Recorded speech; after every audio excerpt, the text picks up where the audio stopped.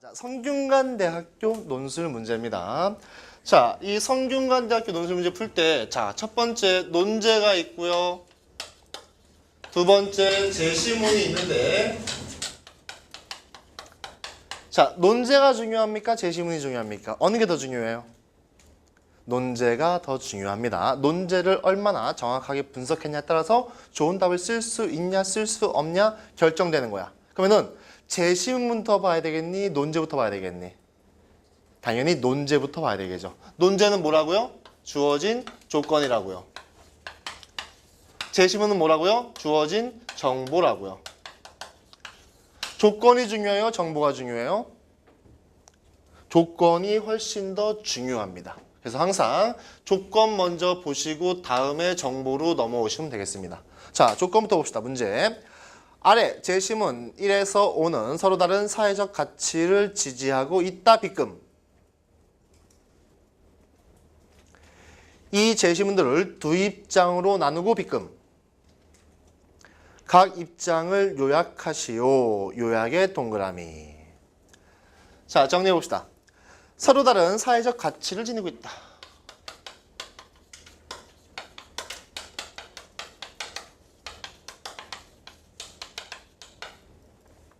그 다음에 이 제시문들을 두 입장으로 나누고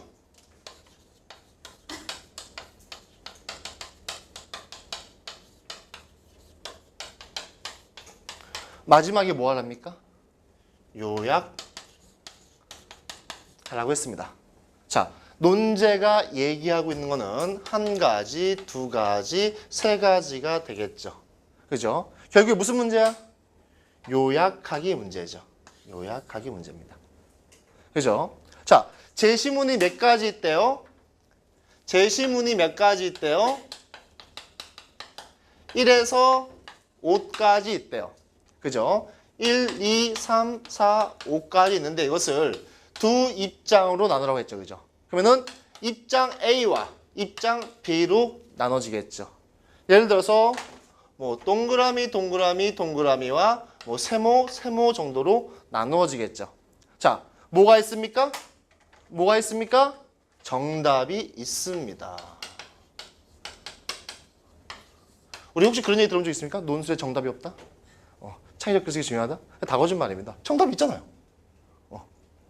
예를 들어서 1번, 2번, 4번이 친구고 3번과 5번이 친구라고 출제했단 말이야. 근데 네가 이걸 못 맞췄단 말이야. 이러면 어떻게 된 거야? 논제 이탈된 거야. 빵점 된 거야. 그러니까 뭘 맞추는 게 중요해? 정답 맞추는 게 중요한 겁니다. 예전에는요. 제시문이 5개가 아니고 4개였었어요. 4개. 그러니까 경우의 수가 몇 개 존재하지 않지. 동그라미, 동그라미, 세모, 세모. 너무 유치하잖아. 동그라미, 세모, 동그라미, 세모. 이거 너무 유치하잖아. 뭐밖에 안 나와? 동그라미, 세모, 세모, 동그라미밖에 안 나와. 그러니까 시험 보러 들어가는 애들이 다 답을 알고 들어가. 문제 읽기 전에 동그라미, 세모, 세모, 동그라미구나. 그러니까 바꿔버렸어요. 5개로. 경우의 수가 많아진 거지. 자, 일단 그건 차치하고 나중에 더 중요한 문제. 뭐가 있다? 정답이 있다라는 거죠. 자, 논제 2번 한번 볼게요. 논제 2번.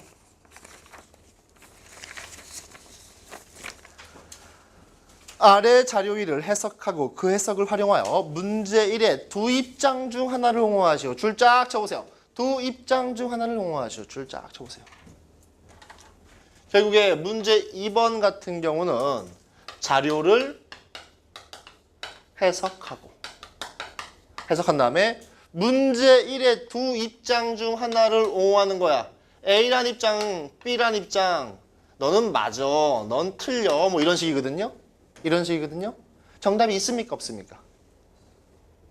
자료 해석이 의미하는 바가 뭐 기억이라고 합시다. 그럼 이 기억이 어떤 거와 맞고 어떤 거와 틀린지 이미 문제 출제할 때 정해져 있겠지. 이해되십니까? 아, 문제 2번도 뭐가 있어? 정답이 있습니다. 정답이 있습니다. 그죠? 중요한 건 뭐겠니? 1번 틀리면 2번 풀 수 있겠어? 풀 수 없겠어? 풀 수 없겠지. 그치? 이게 성균관대 문제의 특징입니다. 1번 틀리면 2번 틀리고 2번 틀리면 3번 틀리고 3번 틀리면 4번 틀리고. 자, 문제 3번.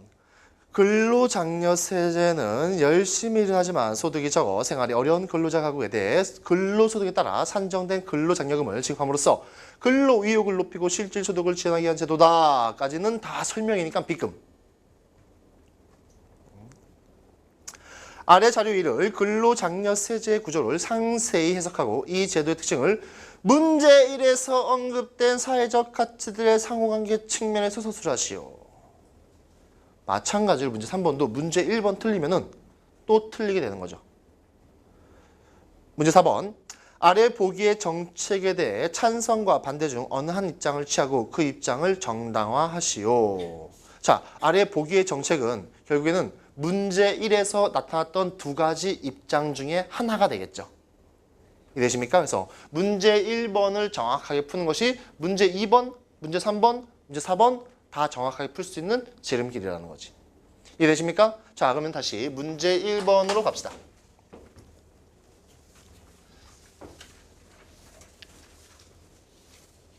자, 문제 1번. 서로 다른 사회적 가치 두 가지 입장으로 나누고 요약하는 게 문제였습니다. 자, 그러면 제시문 가부터 한번 읽어봅시다. 다른 사람과 견주고 싶은 욕망은 인간이 타고난 본성인 듯하다. 고대 이래로 철학자와 사상가들 경쟁이 경제와 사회에 미치는 영향에 대해서 연구해왔으며 좋은 다툼과 나쁜 다툼을 구별했다. 이러한 구별의 근거는 그리스 시인 헤시오도스의 시에서 찾을 수 있다. 좋은 다툼은 그리스어로 아가토스 에리스라고 하는데 이에 대해서 헤시오스는 다음과 같이 읊었다. 남이 잘 사는 모습을 보면 누구나 일하고 싶은 의욕이 솟구치므로 부지런히 밭을 갈아 씨를 뿌리고 집을 짓는다. 이웃과 이웃이 불을 향해 함께 달린다. 이러한 에리스는 인간에게 이롭다. 대장장이는 대장장이끼리, 미장이는 미장이끼리, 거지는 다른 거지를, 가수는 다른 가수를 시탐한다. 이 시에서 인간이 무엇을 좋아하는지 분명히 나타나 있다. 인간은 대장장이끼리 또는 미장이끼리 벌이는 실력 경쟁을 좋아한다. 이러한 경쟁을 통해 대장장이는 다른 대장장이보다 더 훌륭한 가재도구를 만들어내고자 노력하고 미장이는 다른 미장이보다 더 좋은 집을 지으려고 애쓴다. 그리하여 전체적인 효율성은 증가한다. 자, 지금 제시문일에서 가장 중요하게 생각되는 단어를 찾아보세요. 지금 제시문에서 가장 중요하게 생각되는 단어.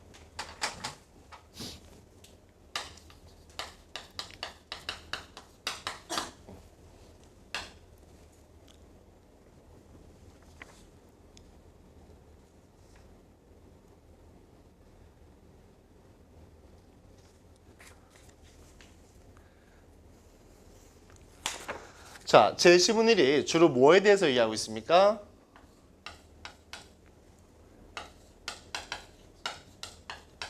경쟁에 대해서 얘기하고 있죠, 그죠? 경쟁을 부정적으로 얘기하고 있어요? 긍정적으로 얘기하고 있어요? 경쟁하면 좋대, 나쁘대? 그치, 긍정적으로 얘기하고 있죠? 아, 경쟁하면 좋대. 그래서 경쟁하니까 뭐가 발생한대? 맨 마지막 줄. 그리하여 전체적인 효율성은 증가한다. 그래서 효율성 중요하겠죠, 그죠? 자, 제시문 1은 경쟁을 긍정적으로 얘기하면서 뭐를 중시하고 있냐면은 효율성을 증시하고 있다. 어렵지 않죠? 그죠? 작년에 언수에 111이던 친구가 있었어요. 탐구도 1이 나오는. 서울대를 가야 되겠다 이렇게 생각한 친구가 있었는데 실제 시험 보는 어떤 일이 있었냐면은 언어 영역 시험지를 넘기다가 2장을 넘긴 거야. 그래서 이 친구가 이제 다 풀었는데 시간이 좀 남더래. 그래가지고 여유 있게 마킹하려고 그러는데 안 풀어진 시험지가 딱 나온 거예요. 나중에. 그래서 되게 긴장한 상태에서 나름 또 판단을 내려가지고 2개 다 비문학 시험인데 하나만 풀어버려요. 그래서 푼 걸 다 맞았어요. 근데 얼마나 재수가 없냐면은 3개를 찍었는데 3개 다 틀렸어요. 그래서 언어가 2등급이 나온 거야. 근데 공부를 잘하는 학생인데 그 언어 2등급이 나오니까 이미 긴장 상태에 있는 거야. 그래서 수학을 봤는데 수학도 2등급이 나온 거야. 외국어를 봤는데 외국어도 2등급이 나온 거야. 다 2등급을 찍었어요. 탐구는 3, 3이 나왔어요. 이제 거의 자포자기한 거지. 그래서 여학생인데 울면서 이렇게 담요를 쓰고 왔어요. 어떻게 해요? 막 담요 쓰고 왔더라고. 그래가지고 괜찮아, 너 논술 잘 쓰니까 글 써봐. 괜찮아 했는데 이 친구가 2면은 연세대학교 일반전형 대상자가 되거든요. 근데 일반전형 엄청 어렵단 말이야. 내신도 좋은 애들 많고 글씨 많아가지고. 그래서 연세대 심리학과 대기 5번을 받았어요. 근데 또 얼마나 재수가 없냐면은 대기 4번까지 충원됐어요.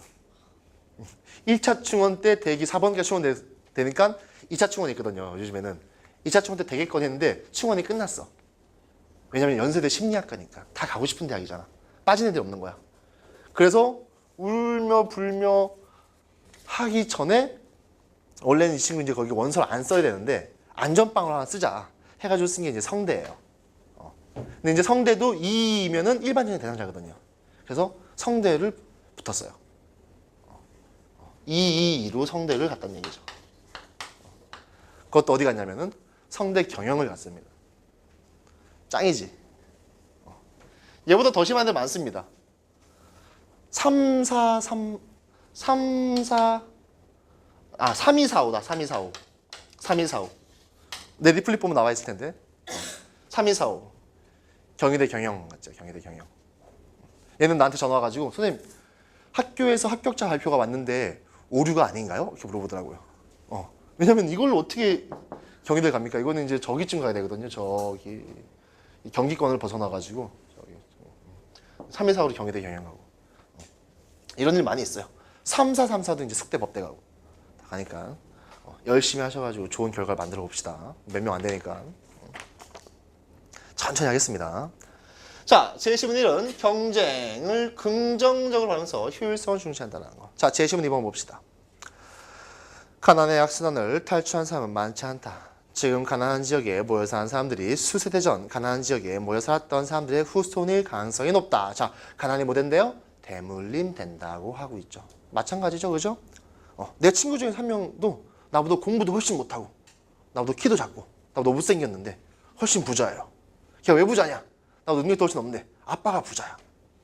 아버지가 돌아가셨는데 얼마 전에 유산으로 한 30억 남겨줬어요.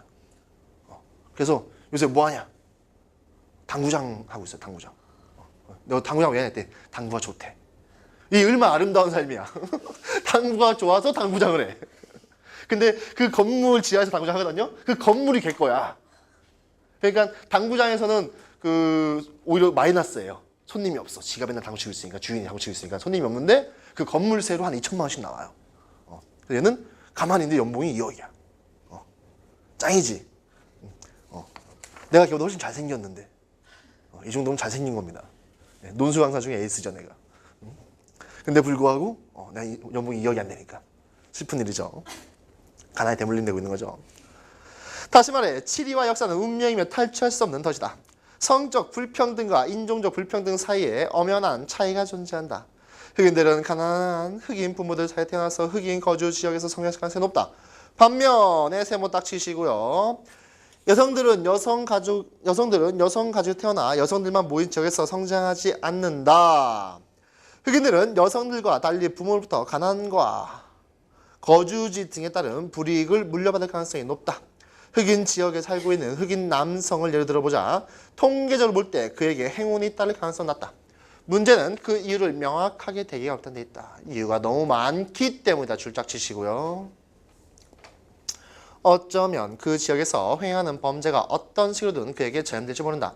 어쩌면 그도 다른 사람들처럼 의욕부진에 시달릴지 모른다. 그가 학교에서 열심히 공부하면 친구들부터 조롱을 받을지도 모른다. 어쩌면 그는 슬럼과 밖에 좀 더 다양한 사람들을 만나지 못해 사회생활에 필요한 인맥을 만들 수 없을지도 모른다.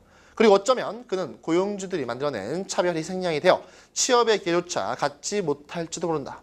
결국 이러한 사회 이동의 어려움은 그 사회의 낮은 형평성을 반영한다고 할 수 있다. 자, 문제 1번과 마찬가지로, 제시문 1과 마찬가지로 제시문 2. 제시문 2에서 가장 중요한 단어 뭐가 되겠니? 뭐가 되겠니? 방금 읽었잖아. 그렇지. 형평성이 되겠지. 형평성이 되겠지. 문제 1번도 가장 중요한 단어가 어디 나왔어요? 마지막 줄 나왔죠. 문제 2번도 가장 중요한 단어가 어디 나왔어요? 마지막 줄 나왔죠. 이게 우리식 글쓰기의 핵심입니다. 자, 위에 별표 치고 쓰세요. 글은 절대 두 갈로 쓰지 않습니다. 글은 절대 두갈로 쓰지 않습니다. 이러면 우리 고3이니까 두갈이 뭐예요? 이거 안 물어보겠죠? 우리 가끔 이 논술학원 같은데 안 다녀보셨으니까 잘 모르시겠지만 야 논술은 두갈식으로 써야 돼.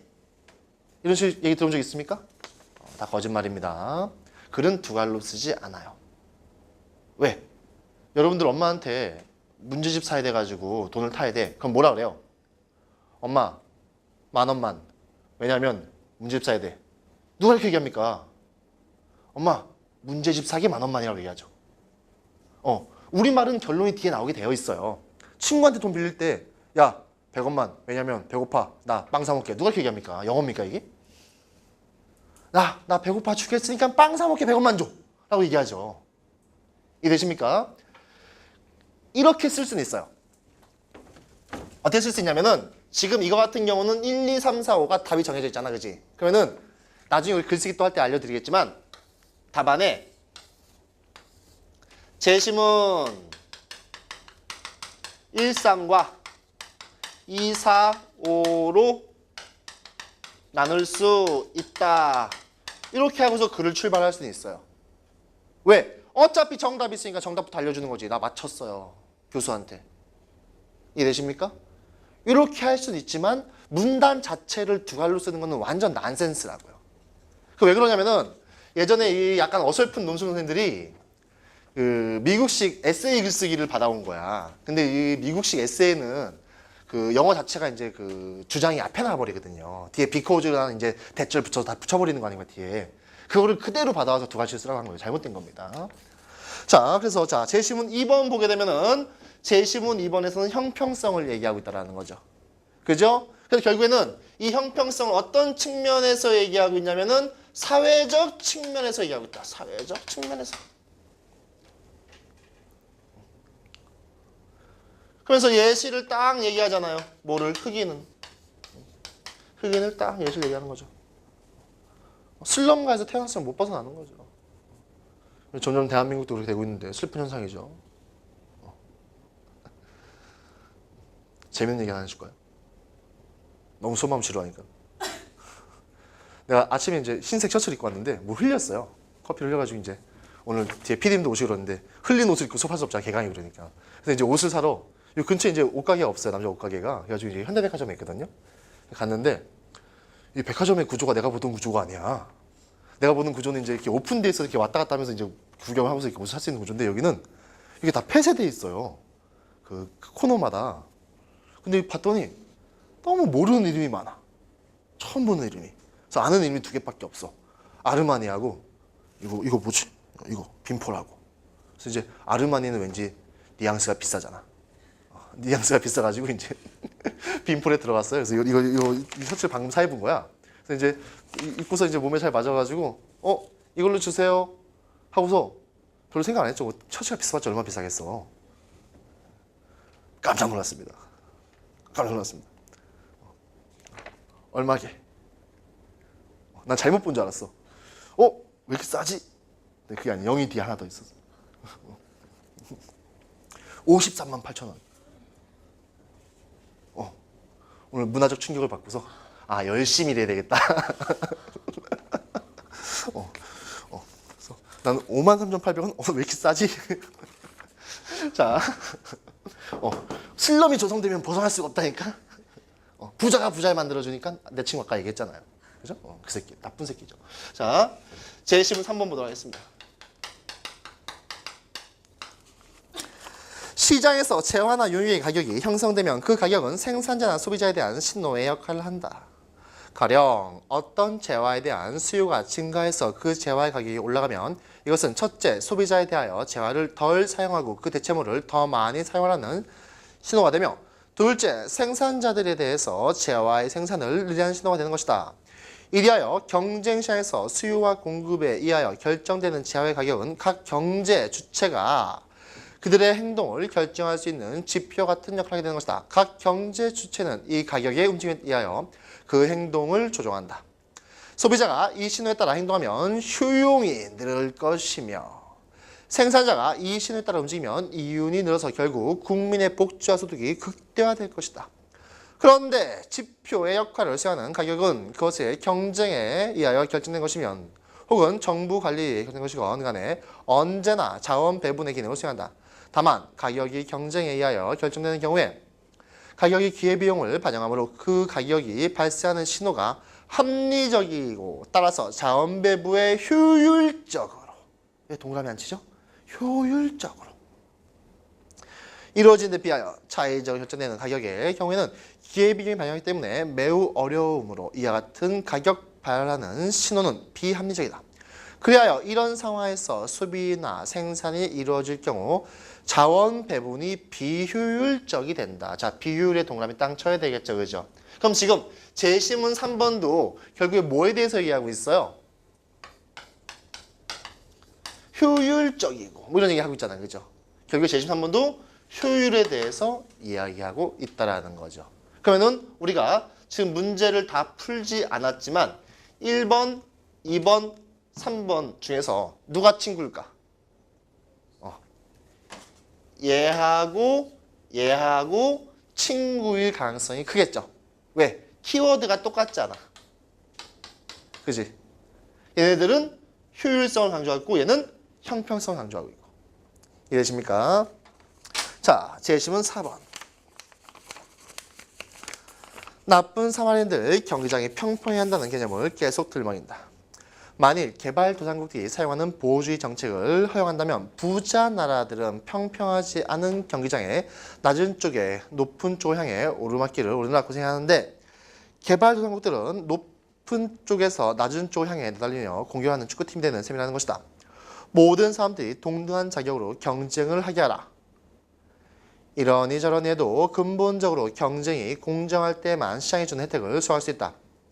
이와 같이 경기장이 평평해야 한다는 누가 들어도 지당한 개념을 들먹인다면 감히 누가 이의를 제기할 수 있겠는가? 그러면 나는 이의를 제기한다. 뭐에 이의를 제기하는 겁니까? 경기장이 평평한 것에 대해서. 그지? 이 경기장이 평평함은 뭐를 의미하고 있는 거겠습니까?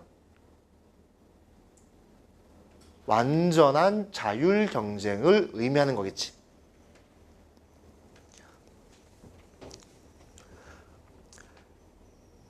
이는 수준이 비슷하지 않은 선수들이 벌이는 경쟁이기 때문이다. 선수들의 수준이 비슷하지 않은데 경기장이 평평하다면 결국 그 게임은 불공정한 것이 된다. 마치 축구 경기를 하는 한 편이 브라질 국가대표팀이고 상대편은 11살 먹은 4딸 친구들로 짜여진 팀이라 생각해보라. 그렇다면 여자아이들이 아래쪽을 향하여 내달리며 공격할 수 있도록 허용해줘야 할 것이다. 자, 무슨 얘기입니까? 여자아이들에게, 다시 말하면은 불리한 사람들에게 일종의 플러스 알파를 해줘야 할 것이다. 이런 거죠. 이해되십니까? 자, 7번 보세요. 자, 지금 제시문사와 같은 경우는 완전한 자율 경쟁에 대해서 긍정적으로 얘기하고 있습니까? 부정적으로 얘기하고 있습니까? 부정적으로 얘기하고 있죠. 브라질 대표팀과 초등학교 여자 학생들로 이루어진 축구팀이 어떻게 공정하게 싸울 수 있냐는 거지. 그럴 때는 어떤 축구장 만들어줘야 된다고요? 이렇게 기울어진 축구장. 그래서 여기가 브라질 골대고 여기가 초등학교 여학생들의 골대가 되게. 그럼 공은 자연히 일로 흘러가게 되니까 누가 유리한 거야? 얘네가 유리해지는 거지, 그지? 그렇다고 할지라도 얘들이 축구를 워낙 잘하니까 평평한 경기장에 있는 것과 같을 수 있다. 사회적 약자에게 뭘 해주자는 얘기야? 배려해주자 이런 얘기지, 그지? 그럼 얘는 결국에 이 제시문 4번은 효율성과 형평성 중에서 뭐를 강조하고 있는 거니? 그렇지. 형평성을 강조하고 있는 거지. 형평성을 강조하고 있는 거지. 이해되십니까? 자, 그러면은 결국에 2번하고 누가 친구야? 4번이 친구가 될 수 있겠지. 그러면은 이제 우리 5번만 친구 찾아주면 되겠네요.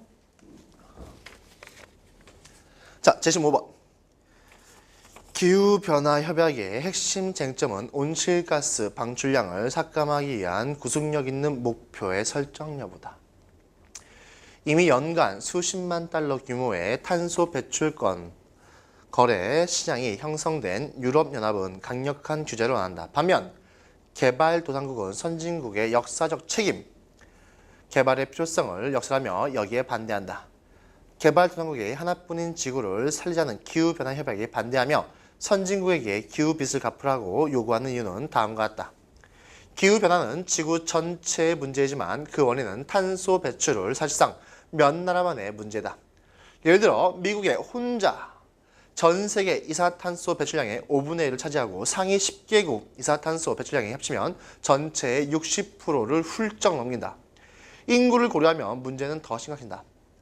개발도상국 세계 인구의 3분의 1 차지하지만 탄소 배출량은 7%. 선진국이 일찍이 개발하면서 내뿜은 온실가스는 고스란히 공기 속에 누적돼 있다. 이것이 바로 개발도상국들이 역사적 책임을 묻는 이유다.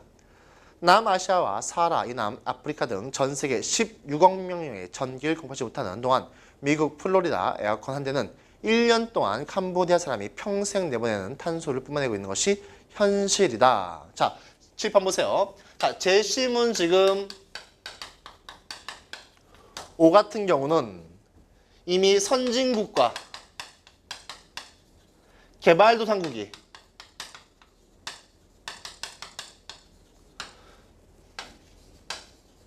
동등하게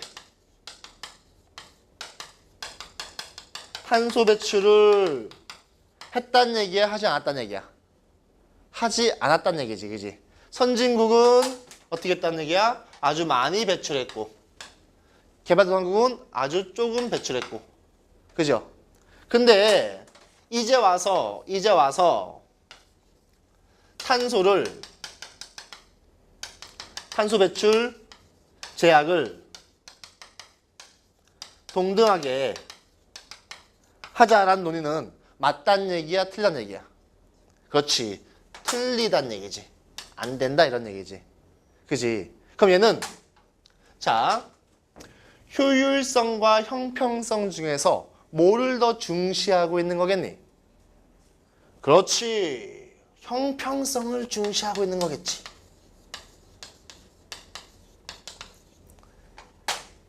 그지? 그러면은 얘는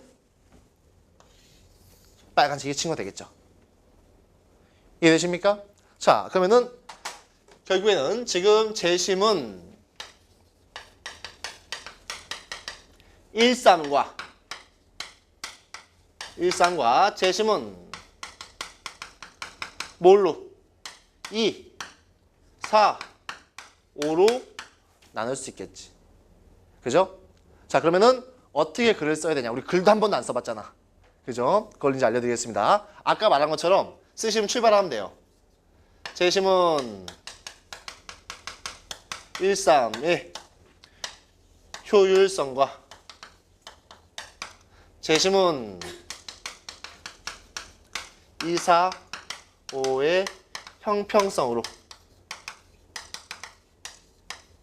나눌 수 있다. 쓰시고 출발하면 됩니다. 그 다음에 문단을 나누셔가지고 1번과 3번을 1문단으로 쓰시고요. 다시 문단을 나누셔가지고 2번과 4번과 5번을 1문단으로 쓰시면은 끝입니다. 자, 첫 번째, 재심은 1, 3의 효율성과 재심은 2, 4, 5의 형평성 나눌 수 있다. 효율성을 강조하고 있는 재심은 1, 3을 뭐 하시면 돼요? 요약하시면 되죠. 써있잖아. 요약하라고. 그죠? 재심은 2, 4, 5를 뭐 하시면 돼요? 요약하시면 됩니다. 논리가 필요하니 안 필요하니? 안 필요합니다. 차이가 필요하니 안 필요하니? 안 필요합니다. 뭐만 찾으면 되니? 정답만 찾으면 됩니다. 정답만 찾아서 정확히 쓰시면 됩니다. 그러면은 이런 질문 많이 해요. 선생님, 그럼 여기서 잘 쓴 아이와 못 쓴 아이는 어떤 차이인가요? 여기서는 잘 쓴 아이와 못 쓴 아이의 차이가 거의 없습니다. 차이가 난다면은 어디서 차이 나겠니? 답을 다 맞췄다면은 어디서 차이 나겠어? 얼마나 요약이 깔끔하게 잘 돼 있는가에서 차이가 납니다. 우리 오늘 좀 이따 배울 책. 요 책 전체가 지금 상당히 두껍잖아요. 요 책 전체가 어떻게 요약하냐가 다 정리되어 있어요. 왜? 모든 논술은 다 요약이니까. 좀 이따 배울 겁니다. 그래서 얼마나 정확하게 요약되어 있냐가 상당히 중요하게 됩니다. 그러니까 결국에는 자, 문제 1번 같은 경우는 정답만 정확하게 쓰시면 된다는 얘기죠. 오케이. 질문. 없다면 문제 2번. 그만 풉니다. 요거 다 푸는데 120분이거든요. 120분인데 문제 1번 몇 분 동안 풀어야 될까? 실제로 시험장이라면은. 말을 해봐. 말해봐. 괜찮아. 얘기해봐. 나하고 말하기 싫어요? 내가 몇 살처럼 보입니까? 말하기 싫군요. 자, 원래 논술 강사 딱 이러면 약간 그 노쇠하신 분들이 들어오셔가지고 이런 느낌 아니에요? 내가 제일 젊은 논술하는 제일 젊은. 예전에 항림논술에 근무했었거든요. 항림논술 알아요 혹시? 항림논술 근무했었는데 거기서 이제 그 합격의 법학원이라는 그 리트 논술이 있어요. 사법고시 본 애들 보는 논술. 그 수업을 이제 하러 가는 거야 우리가. 하러 가는데 나만 못 갔어요. 내가 27살 때. 왜 못 갈게요? 앉아서 듣는 애가 더 나이가 많아. 사법고시 준비하는 애들이니까. 그러니까 야 종두는 안 되겠다. 자, 무슨 얘기를 해도 반응이 없군요. 그 항림논술 했을 때 이제 여러 군데 파견 나가는데 저 지방에 파견 나가거든요. 부산 막 이런 데 파견 나가거든요. 그럴 때 파견 나갈 때 가장 중요한 덕목이 뭐게요? 표준어를 올바로 구사하는가. 시골 아이들은 표준어만 구사해주면 선생님 서울에서 왔고 엄청 좋아합니다. 자, 웃길 줄 알았는데요. 못 웃길 수도 있고 그런 거죠. 웃기지 않아요? 표준어를 정확히 구사하는가. 자, 문제 2번 보겠습니다. 자, 자료 1을 해석하고 그 해석을 활용하여 문제 1의 두 입장 중 하나를 옹호하시오. 자, 옆에 별표 치시고요. 성균관대 논술 문제의 전형적인 패턴이에요.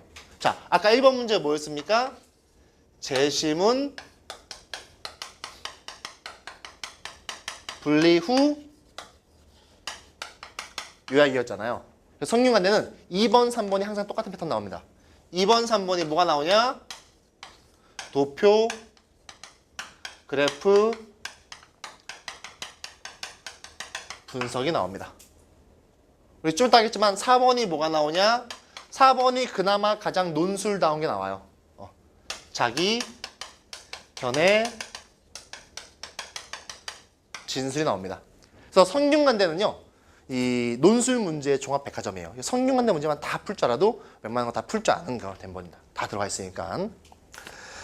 자, 그림 봅시다. 이 그림이 문과 선생님이 상대하기 상당히 어려운 그림이야. 입체잖아, 입체. 자, 이 그림 보시면은 지금 요쪽 가로축이 뭐가 되겠습니까? 소득균등이 됩니다. 그죠? 그리고 요쪽으로 있는 그 세로축이 있잖아요. 그죠? 그죠? 요게 뭐가 되겠습니까? 사회 이동이 됩니다. 그죠? 그리고 요쪽으로 있는 축이 뭐가 되겠습니까? 경제 성장률입니다. 당시에 요 그림을 이렇게 봐가지고 아이들이 엄청 많이 틀렸어요. 이게 지금 요 그림 이렇게 보시면 안 됩니다. 이 소득 균등의 동그라미 쳐보세요. 얘가 저 멀리 떨어져 있는 애예요, 사실은. 저 멀리 떨어져 있는 애고요. 이거는 다 사회 이동에 관한 글을 경제 성장률로 이야기하고 있는 거예요. 자, 무슨 말인지 알겠습니까?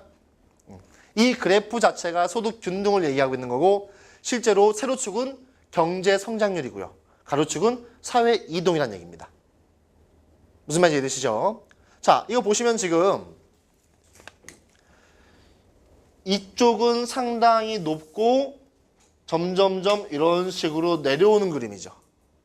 그죠? 그래서 다시 이쪽도 점점점 내려오는 그림으로 이런 식으로 지금 형성이 되어 있는 그림이죠. 자, 밑에 봅시다. 각 기둥은 유사한 경제 발전 단계에 있는 과대의 경제 성장률을 나타낸다고 가정할 것.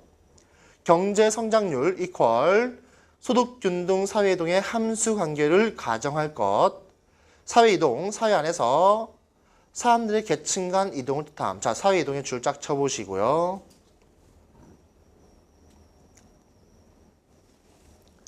자, 아주 쉬운 도표죠? 무슨 도표입니까?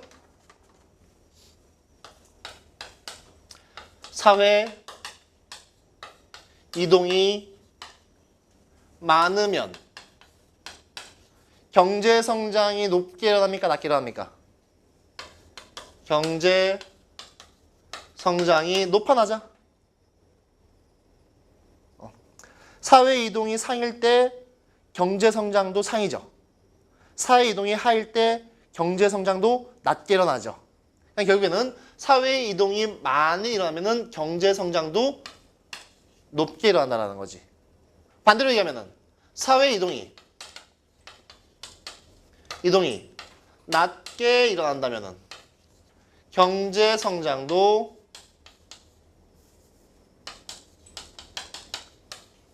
낮다가 되겠죠. 이해되십니까? 그러면 여기서 사회 이동이 의미하는 바가 무엇이겠습니까? 머릿속에서 끄집어내면 안 돼요. 사회 이동이 의미하는 바가 무엇이겠습니까? 머릿속에서 끄집어내지 말고 지금까지 읽은 것 중에 끄집어내보세요. 읽은 거 뭐밖에 없어. 첫 번째, 효율성. 두 번째, 형평성밖에 없잖아, 그지? 그러면은 사회 이동이 의미하는 바가 효율성이겠습니까? 형평성이겠습니까? 슬럼에 살던 놈은 평생 슬럼에 살아서 네 아들도 슬럼 살아야 돼. 는 사회 이동이 많은 거야, 적은 거야? 적은 거지. 슬럼 살던 놈이 강남도 살고 강남 살던 놈이 슬럼도 살고 이게 높은 거지, 그지? 그러면은 사회 이동이 의미하는 바는 형평성이겠습니까? 효율성이겠습니까? 그렇지.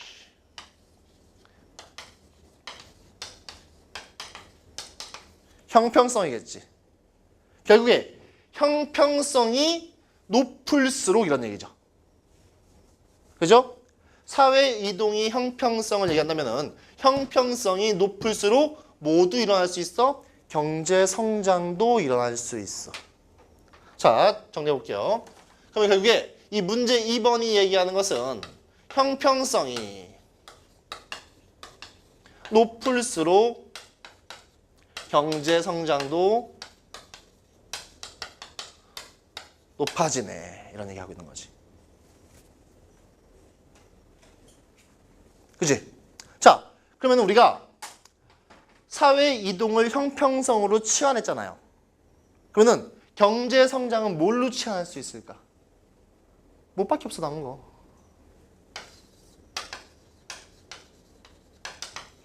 효율성으로 치환할 수 있겠지.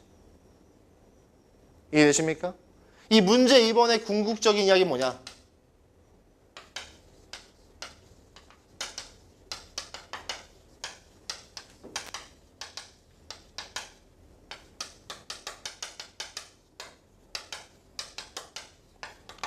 효율성은 형평성을 기반으로 한다, 이런 얘기입니다. 그럼 생각해봐. 열심히 일해서 부자가 될 가능성이 있어요. 사람들이 열심히 일할 거 아니니. 열심히 일해봤자 평생 가난해. 그럼 뭐다 열심히 일하니? 그냥 노숙자 하면 되지. 어차피 일 안 하고. 어차피 가난한데. 효율성은 형평성을 기반으로 한다, 이거지. 그죠? 그러면은 문제 1번에서 풀었던 재심은 몇 번 친구였지? 몇 번 친구였니? 그새 까먹었어. 재심은 1, 3과 2, 4, 5 둘 중에 어떤 거를 옹호할 수 있습니까? 이거를 옹호할 수 있겠지. 자, 포인트는 뭐야? 문제 1번을 너희들이 정확하게 푼다면은 문제 2번도 그냥 줄줄줄 풀리게 되어 있다는 거야. 이해되십니까? 그래서 문제 1번 푸는 게 중요하다. 자, 자, 문제 3번 금방 풉니다. 문제 3번. 자, 문제 3의 별표 치시고요. 예, 과도하기 어려워요. 과도하기 어렵습니다. 자, 문제 3번 같은 경우는요. 지금 근로장려 세제는 열심히 일을 하지만 소득이 적어 생활이 어려운 근로자 가구에 대해 근로소득에 따라 산정된 근로장려금을 지급함으로써 근로의욕을 높이고 실질소득을 지원하기 위한 제도다. 아래 자료 이에 근로장려세제 구조를 상세히 해석하고자 상세히 해석 동을 치시고요. 이 제도의 특징을 문제 1에 언급된 사회적 가치들의 상호관계에 치면 서술하시오 했는데, 자, 일단 그림부터 볼게요. 자, 이 그림 자체가 지금 이런 식으로 그려져서 이런 식의 그림이 그려지고 있다는 거죠. 그래서 이쪽이 지금 근로장려금,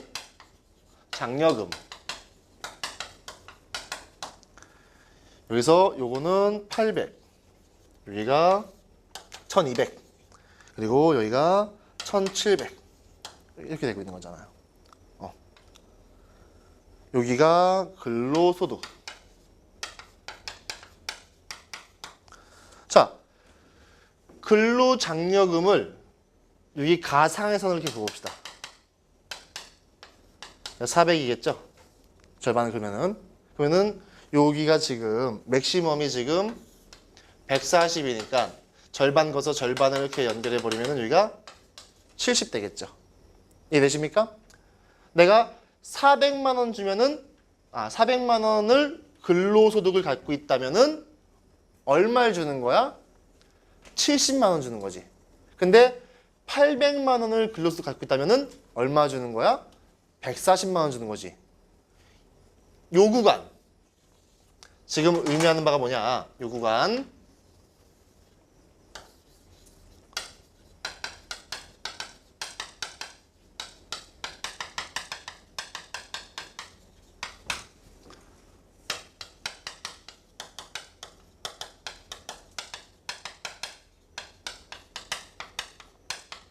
돈을 많이 벌수록 장려금을 많이 준다라는 거.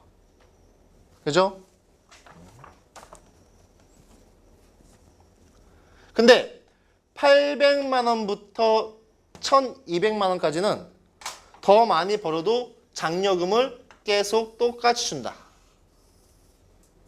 그죠? 요 구간 소득과 관계없이 동일한 장려금을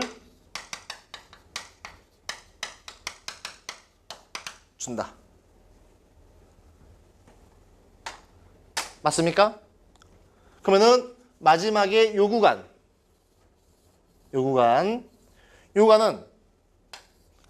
어떻게 되고 있습니까?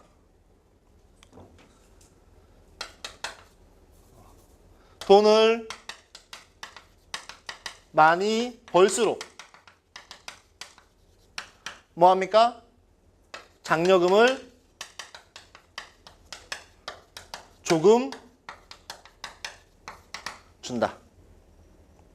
자, 지금 돈을 많이 벌수록 장려금을 많이 준다. 소득과 관계없이 동일한 장려금을 준다. 돈을 많이 벌수록 장려금을 조금 준다. 이건 이제 기본적으로 알 수 있는 내용인데요. 사실 이 문제 상당히 어려운 문제예요. 예전에 이게 그러니까 리트 시험에 나왔던 문제거든요. 이 리트 시험이라는 것은 이제 사법고시 보는 학생들이 보는 시험이기 때문에 어려운 문제인데 이게 고등학교 시험에 나와버리게 된 거죠. 자, 돈을 많이 벌수록 장려금을 많이 준다. 이것은 무슨 의미가 있는 거냐?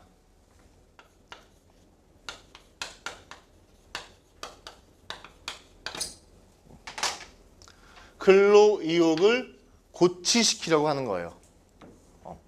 만약 반대로 돈을 많이 벌수록 장려금을 조금 주고 돈을 조금 벌수록 장려금을 많이 주면은 돈을 조금 번 사람하고 돈을 많이 번 사람하고 별 차이가 없겠죠. 그죠? 그러면은 열심히 일하고 싶겠어? 아니면은 일 조금만 하고 장려금 많이 받고 싶겠어? 그렇지. 일 조금만 하고서 장려금 많이 받고 싶겠지. 그래서 이 부분은 근로의욕을 고취시키기 위해서 돈을 많이 벌면 많이 벌수록 많은 돈을 주는 겁니다.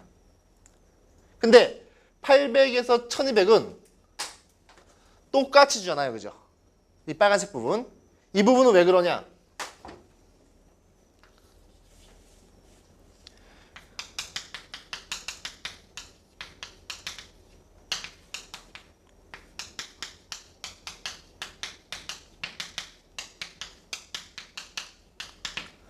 빈부의 격차의 증가를 막고 있는 거예요. 뭐 예를 들어서 네 월급이 100만 원이야. 나라에서 100만 원 더 줘. 200만 원이란 말이야. 네 월급이 1000만 원이야. 나라에서 1000만 원 더 줘. 2000만 원 됐잖아. 그러면은 나라에서 번 만큼 더 준다면은 그냥 100만 원 번 사람과 그냥 1000만 원 번 사람의 소득 격차 얼마예요? 900만 원이죠. 그죠? 근데 100만 원 번 사람은 100만 원 더 주고 1000만 원 번 사람 1000만 원 더 준단 말이지. 그러면은 200만 원과 2000만 원의 소득 격차가 얼마입니까? 1800만 원이지. 그지? 격차가 오히려 점점 늘어나게 되겠죠. 그죠? 그런 식의 빈부 격차가 점점 늘어나는 것을 막기 위해서 똑같이 주는 거예요. 똑같은 금액을 받으니까 빈부 격차가 증가되진 않겠죠. 이해되십니까? 자, 마지막에 요 하얀 부분. 요 하얀 부분은 뭐냐? 사회적 형평성을 고려하는 겁니다.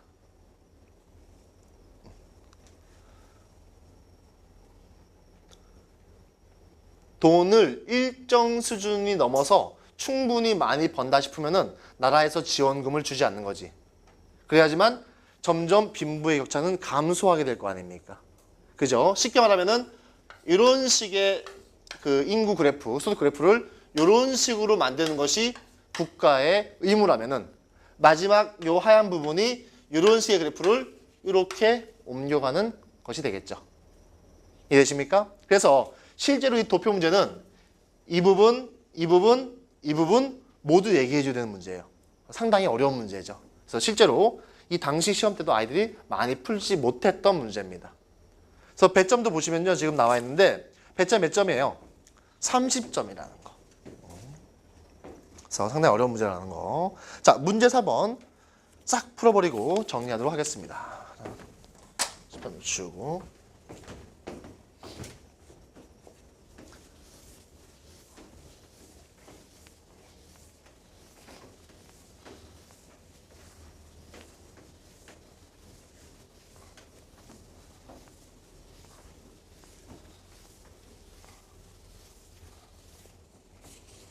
자, 문제 4번.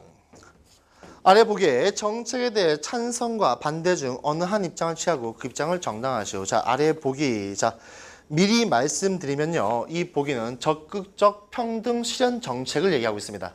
실제 미국에서 했던 것들이에요. 자, 쓰세요. 왜 안 쓰시죠? 아주 중요합니다. 눈 자주 나옵니다. 적극적 평등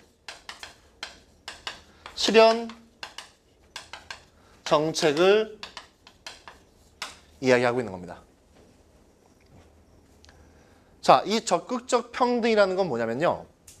만약에 A란 사람이 있고 B란 사람이 있어. 그럼 A란 사람은 능력이 100이란 말이야.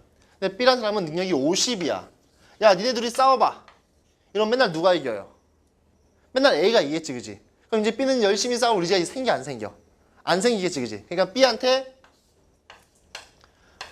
플러스 알파를 넣어주는 거예요. 그래서 내가 플러스 40점 줄게. B는 그냥 결과적으로 90이 되어서 좀 더 싸워볼만 해졌죠. 이렇게 만들어주는 것이 적극적 평등 정책입니다. 이해되십니까? 뭐 예를 들자면은 실제로 시카고 대학 같은 데 있잖아요. 우리는 이제 뭐 저희 프린스턴이라든지 뭐 하버드, 예일은 안 돼. 시카고 대학 잘 모르는데 시카고 대학도 이제 전 세계 대학 평가 15위, 뭐 20위 하는 대학이거든요. 서울대가 한 50위쯤 하니까 훌륭한 대학인 거죠. 근데 이 시카고 대학에서 실제로 전체 정원의 10%를 유색 인종을 뽑아줘요. 우리 황인이라든지 흑인, 뭐 멕시칸 애를 뽑아준단 말이지. 이 정책을 실현하기 전에 70년 동안 단 한 명의 유색 인종도 들어가지 못했어요. 그 대학에. 다 백인들만 가는 거야. 그러니까 안 되겠다 해가지고 뽑아준다는 얘기죠. 근데 이렇게 유색 인종 뽑아주면은 반드시 뭐가 생기겠니? 반드시 무슨 논란 생기겠어요? 우리 지하철 타면은 예전에 지금도 있나 모르겠다. 지하철 안 탄 지에서 여성 전용 칸 이런 거 있어요? 지금도? 없어요? 예전에 여성 전용 칸 있었거든요. 여성들이 이제 약간 교통약자잖아. 불편 막 치고 그러니까 그들만 탈 수 있는 칸 만들어줬거든요. 이 여성 전용 칸 만드는 순간 전국에 있는 남성들이 막 리플 달기 시작하는 거 아니야? 그럼 남성은 치워도 되냐? 남성은 더워도 되냐? 자, 이런 식의 적극적 평등 실현 정책은 항상 무슨 논란에 빠지냐?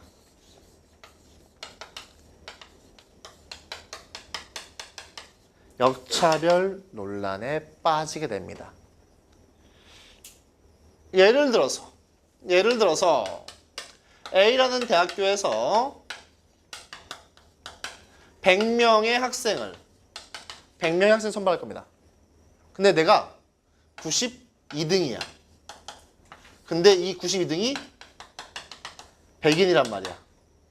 근데 아까처럼 전체 정원의 10%를 유생인들을 줄 거야. 그러면 이 100인은 합격했어, 불합격했어? 불합격했지, 그지? 하지만 이 제도가 없었다면 합격했겠지, 그지? 이 100인 억울해, 안 억울해? 억울하겠지, 그지? 이게 역차별이라고. 이해되십니까? 이해되십니까? 자, 보기 보겠습니다. 셰릴 후보드 홀어머니 밑에서 자라면서 혼자 힘으로 고등학교 캘리포니아 주립대 다녔다. 그 뒤 텍사스로 이사해 텍사스 최고인 텍사스 법학전문대학원에 지원했다. 그러나 학업 성적이 3.8이고 입학시험도 그런대로 잘 보았는데 떨어지고 말았다. 백인 여성인 호보드는 입학을 거절한 것이 부담 생각했다. 합격생 중에 호보드보다 대학 성적은 물론 입학시험 점수도 낮은 흑인과 멕시코계 지인도 있었다. 학교는 줄쳐보세요. 사회적 소수자에게 가산점을 주는 소수집단 우대 정책을 시행하고 있었다. 자, 밑에 쓰세요. 적극적 평등 실현 정책입니다. 적극적 평등 실현 정책입니다. 우리나라도 실제로 하고 있단 말이야. 연대, 고대 이런 데 가면은 뭐 딴 데도 있긴 하지만 뭐가 있습니까? 특성화고 졸업자 전형이 있어요. 그래서 뭐 마이스터고라든지 우리가 흔히 얘기하는 뭐 공고나 상고 나온 아이들이 올 수 있게 해주는 거지. 이것들 중에 적극적 평등 정책인 거지. 이해되십니까? 실제로 대학 성적과 입학시험 점수가 모두 후보다 비슷한 소수 집단 학생들이 전원 합격했다. 자, 여기서 이 보기가 지금 얘기하고 있는 바가 뭐가 되겠습니까? 사회적 약자를 배려하는 정책으로 인해서 역차별이 발생했어. 역차별이 발생했어. 이런 얘기 하고 있는 거죠? 그죠? 그러면 자, 논제가 보세요. 아래 보기의 정책에 대해 찬성과 반대 중 어느 한 입장을 취하고 그 입장을 정당화하시오. 해서 이 보기의 정책 결국에 지금 적극적 평등 실현 정책에 대해서 너는 찬성하니 반대하니 이렇게 묻고 있는 거잖아. 그죠? 간단하죠? 자, 우리 해볼게요. 손 안 들기 없어. 손 안 들기 없어. 손 들어도 다 안 들어. 찬성한다. 난 적극적 평등 실현 정책에 찬성한다. 손 들어 찬성한다. 한 명. 반대한다. 4명. 오. 왜 반대하지? 역차별이 발생하니까? 왜 반대? 왜 반대하지? 그걸 안 하면은 나한테 이익이 될 수 있는데 그걸 실행하면서 나한테 이익이 안 되는 거. 오케이. 왜 반대하지? 형평성이 어긋나서? 자, 아주 재밌는 상황인데요. 이 적극적 평등 실현 정책을 반대하는 사람들이 꾸준히 있습니다. 꾸준히 있는데 이거는요. 반대하는 논리는 오답입니다. 얘가 정답입니다. 너희들이 참 반대했으면 좋겠어. 다시 말해서 너희들이 참 오답 썼으면 좋겠어. 가 이 보기의 뉘앙스에 있습니다. 자, 다시 한번 보기 볼게요. 셰릴 후보드는 자, 줄 쳐보세요. 홀 어머니 밑에서 자라면서 혼자 힘으로 고등학교 캘리포니아. 자, 여기까지. 홀 어머니 밑에 자라면서 혼자 힘으로. 이 내용은 여기 있으나 없으나 상관이 없지. 엄밀히 말하면은. 그지? 근데 이거 왜 있는 거야? 왜 있는 거야? 셰릴 홉우드라는 여자한테 감정이입을 하세요. 이런 얘기예요. 무슨 말인지 알겠습니까? 텍스트를 냉정하게 읽지 못하세요. 이런 얘기죠. 넌 냉정하게 못 읽으면 떨어질 거예요. 이런 얘기예요. 텍스트가 주는 진실만을 바라보지 못하게 만드는 거란 말이지. 세 번째 줄에 백인 여성인 호보드는 줄치세요. 이것도 마찬가지입니다. 이것도 마찬가지입니다. 실제로 자 팩트만 바라보게 되면은 여기서 우리가 팩트만 바라보게 되면은 사회적 소수자 우대 정책으로 역차별이 발생했어가 땡인 건데 여기에 이 역차별을 당한 대상을 가난한 여성으로 선정하고 있단 말이야. 가난하지 않은 여성이었다면 만약 반대로 셰릴 호보드는 백만장자의 딸로서 집에 하인들을 거느리고 있었어. 이렇게 나왔다면 또 좀 달라질 수 있겠지, 그지? 결국에는 이런 것들은 팩트와 상관이 없는 내용이란 말이지. 이해되십니까? 자, 이것이 왜 적극적 평등 실현 정책을 찬성하는 것이 정답인지 알려드릴게요. 자, 제시문 2번으로 가보세요.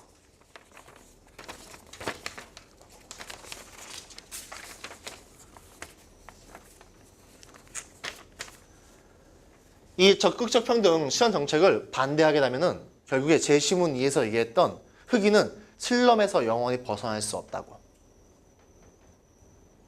이해되십니까? 이 흑인은 슬럼에서 영원히 벗어날 수 없다고. 이해되십니까? 자, 문제 2번으로 가보세요. 슬럼에서 벗어나지 못하는 흑인은 결국에 사회 이동이 일어나지 않는 사회를 의미하죠. 그런 사회는 경제 발전도 할 수 없다고. 이해되십니까? 그러니까 아주 작은 어떠한 역현상, 역효과로 인해 가지고 이런 긍정적인 제도를 폐지할 수는 없습니다. 이해되시죠? 결국에 지금 문제 4번의 답은 뭐냐? 적극적 평등 실현 정책을 찬성하는 것이 정답이 됩니다. 물론 반대하는 글을 쓸 수도 있거든요. 근데 여기서 반대하는 글을 쓰려고 하면은 그 근거가 없어요. 근거를 뭐를 쓸 거야? 셰릴 호보드가 불쌍한 걸 쓸 거야? 지금까지 풀어온 문제들이 다 형평성이 바탕돼야지만 효율성도 증가한다고 얘기했는데 문제 4번에서 입장 바꿔버리는 거라고요. 이해되십니까? 그래서 문제 1번, 문제 2번, 문제 3번 모두 정답이 있는 거죠. 자, 다시 문제 1번 보겠습니다. 자, 마무리 정리할게요. 자, 문제 1번 볼게요. 아래 제시문 1, 5 서로 다른 사회적 가치를 지지하고 있다.